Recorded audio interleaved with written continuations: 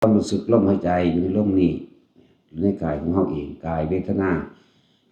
จิตกับผู้รู้กับจิตก็คือรู้ลมหายใจก็คือรู้สึกตัวนี่แหละส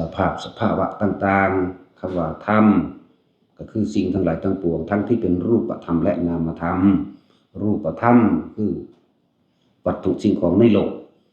นามธรรมคือความคิดเราเองนั่นแหละคำว่า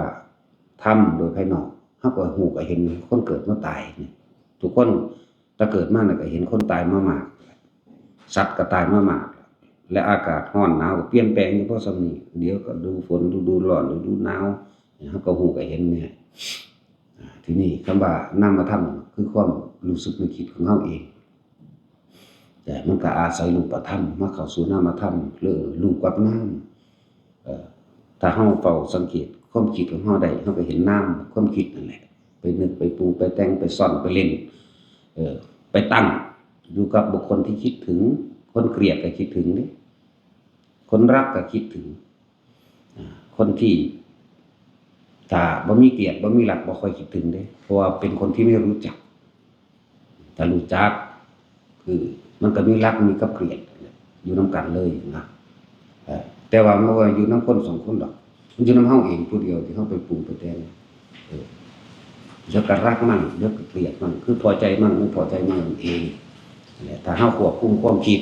ของเฮามันอยู่คิดถึงลมเข้าออกอยู่ในการทรงสร้างเจริญสร้างอยู่ในความรู้สึกอันเดียวมันก็ค่อยๆรู้หยังรู้ทันความคิดเจ้าของทันเข้ามันก็นิ่ง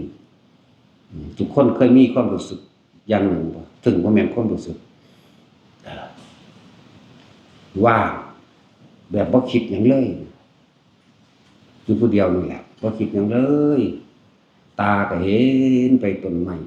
เห็นตามแดดตามลมก็เห็นไปหูก็ได้ยินเรื่องนั้นเรื่องนี้ไปแต่ว่าบ่คิดหยังเลยเคยมีบ่ก็ผู้ใดทั้งที่เห็นอยู่ได้ยินอยู่แต่บ่คิดหยังเลยนี่ไง